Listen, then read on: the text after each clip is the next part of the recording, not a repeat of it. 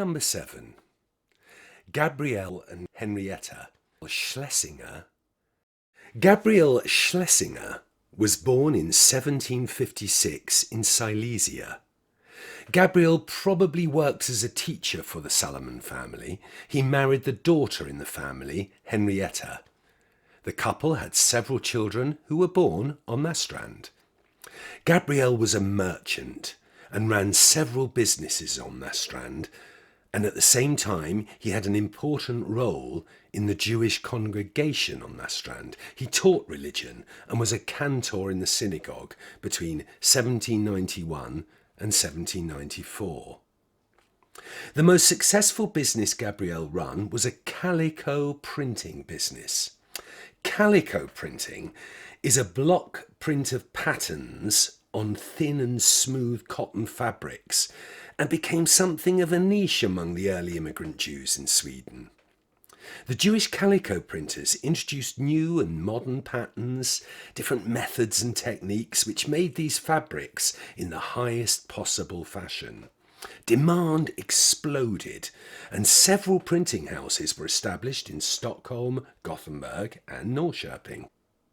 Gabriel's was one of the earliest Swedish Jewish calico printers, and in addition to the printing house at Maastricht, he received a permit in 1796 to run a calico printing house in Gothenburg.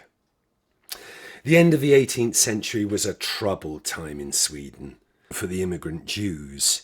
In 1788, there was the threat of war in Sweden, and the Jews in the Freeport had mobilised their own military unit, which would participate in the defence of Sweden. After the attack on Gustav III, uncertainty increased amongst Sweden's Jews, and in connection with the king's death, the situation in the Freeport became even more uncertain. The Jewish congregation at Maastricht participated in the national mourning. When Maastricht's inhabitants were to issue an official oath of allegiance and homage to the royal family, the Jews also wanted to participate. This was rejected because a Jewish oath was not considered equal to that of a Christian subject. In the end, however, the Jews were allowed to take a written oath because, to quote, their intent would be lawful and good. When the Freeport was abolished on Maastricht in 1794, Gabriel Schlesinger applied for an exemption to stay in Maastricht to continue to run the calico printing plant he had already established on the island. The application was granted, and the family was allowed to stay. In contrast to the Van Rice family, who were also granted a waiver to stay, the Schlesinger family chose to move on to Gothenburg. In Gothenburg, he was then registered as a calico printer, but was hit hard during the great wave of bankruptcies in 1815. He was then forced to hand over his property to creditors. However, he got back on his feet and established a textile factory in 1818.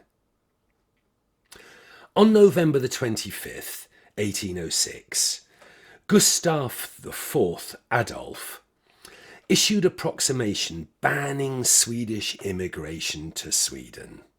In the same year, the Jews in Gothenburg were forced to submit an official declaration of loyalty to the motherland.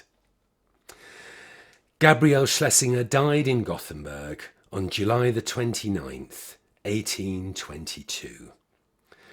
On his tombstone at Gothenburg's Jewish cemetery, you can read, "Here he rests, who performed acts of love.